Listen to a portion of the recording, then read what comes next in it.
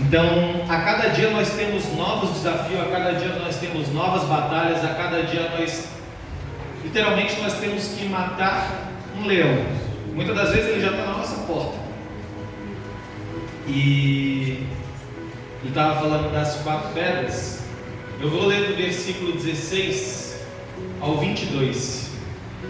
E Isbi-Benote, que era dos filhos dos gigantes, e o peso de cuja lança tinha 300 ciclos de cobre, e que cingia uma espada nova, este intentou ferir Davi. Porém Abissai, filho de Zeruá, o socorreu e feriu o filisteu, e o matou. Então os homens de Davi lhe juraram, dizendo: nunca mais sairás conosco à peleja, para que não apagues a lâmpada de Israel. E aconteceu depois disso, que houve em Gobe ainda outra peleja contra os filisteus. Então Sibecai, ou Uzatista, feriu Asaf, que era dos filhos dos gigantes. Houve mais outra peleja contra os filisteus em Gobe, e Elana, filho de Jará Oreguim, o belemita, feriu Golias, o geteu, de cuja lança era haste como eixo de tecelão. Houve ainda também outra peleja em Gate, onde estava um homem de alta estatura, que tinha em cada mão 6 dedos, e em cada pé outros 6, 24 por todos. E também este nascera dos gigantes. Injuriava Israel, porém Jonatas, filho de Simeia, irmão de Davi, o feriu. Estes 4 nasceram dos gigantes em Gate, e caíram pela mão de Davi, e pela mão de seus servos. Amém. Agora vamos retornar à palavra. Em 1 Samuel 17,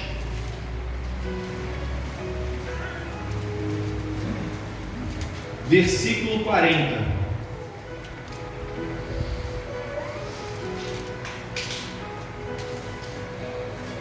Primeira Samuel 17, versículo 40. Todos amém? Amém.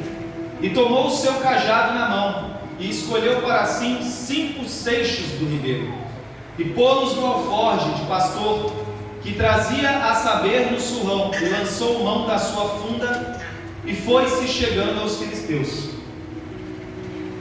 Aqui, irmãos, até no dia de hoje, o pastor me avisou, acho que na segunda que eu estava na incumbência da palavra, e até trazer a palavra para os irmãos é um desafio. Eu estava comentando com as minhas alunas hoje, que o dia que eu subir aqui em cima e eu não ficar nervoso para falar de algo que eu não posso nem falar que é maior do que eu, é enormemente grandioso, esplendoroso, maior do que quem está aqui.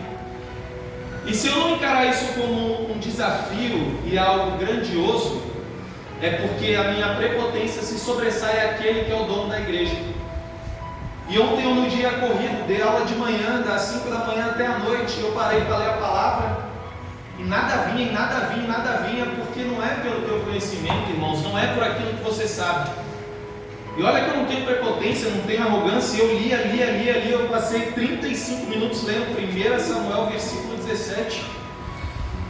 E eu falei: nossa Senhor, eu devo estar cansado, não devo estar prestando atenção, eu já estava sabendo de cor a passagem. Eu falei: e esse desafio eu não estava conseguindo passar.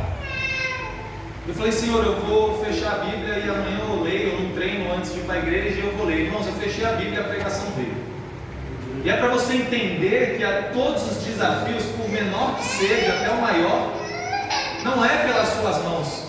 Porque nós acabamos de sair do outro estudo, 2 Coríntios 10. As armas das nossas milícias.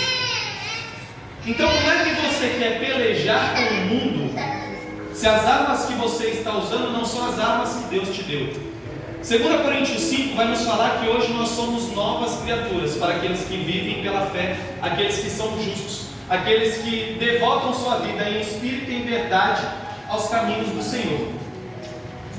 E aqui Davi, ele guardou as 5 pedras no alforje de pastor. Então, o que a sua estatura ou sua forma de ser definiu para ele é que ele seria pastor de ovelhas. E os outros irmãos maiores, mais aparentes, mais fortes, o mundo definiu que eles seriam guerreiros. E isso foi o que o mundo definiu para Davi.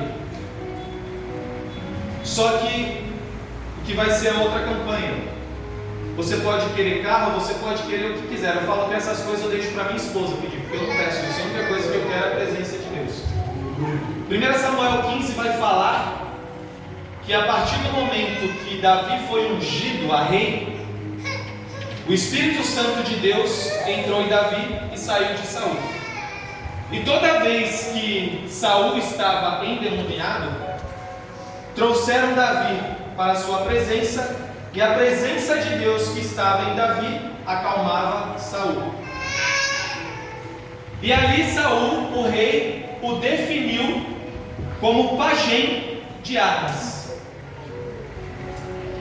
E aí, quando começa a peleja com os filisteus, o irmão de Davi, Eliabe, vai falar para ele que ele foi até lá porque ele queria ver a batalha, porque ele era curioso, porque de certa forma ele queria ver aquilo que iria acontecer ali. Eu falei, irmãos, ninguém vai estar em algum lugar que Deus não escolheu que você tivesse. Então, se ele estava na batalha contra os filisteus, é porque ele foi nomeado pajem de armas. Pajem de armas, para quem não sabe, era aquele que levava as armas. Então ele não estava lá de curioso, ele não estava lá acidentalmente. Todos os processos que ele foi vivendo na vida dele foi para estar naquele lugar. Então Deus nunca vai colocar você na escolha dele em um lugar que não era para você estar. E até aqui foi nos falados de 3 estratégias. A primeira: traga na memória aquilo que te dá esperança. E o pastor estava batendo, falando: se Deus deu vitória para ele até aquele momento, por tudo que foi conduzido, por que ele iria temer aquele desafio? Eu falo, irmãos, vou trazer para os dias de hoje, que eu falo, pregar e viver o evangelho não é dentro da igreja e em cima do culto. Eu vou trazer para vocês exemplos de fora. Eu tenho um amigo meu, fui padrinho de casamento dele, o alemão, ele já pode estar aqui 2 vezes. E ele congrega ainda em Cubatão. E espero que continue lá, porque o chamado dele é lá. E uma vez ele foi lá, eu até tinha falado com o pastor uma vez, me deu muita vontade em um culto, de chegar no português, chegar com os 2 pés no peito dele. Deus me colocou uma vontade muito grande de ir até a casa dele e orar pela vida dele. Eu até perguntei para o pastor no final do culto, eu falei, eu tenho essa permissão? Ele falou, tem, vai com a minha bênção. Chegou no dia, eu esqueci. E aí à noite ele foi no culto.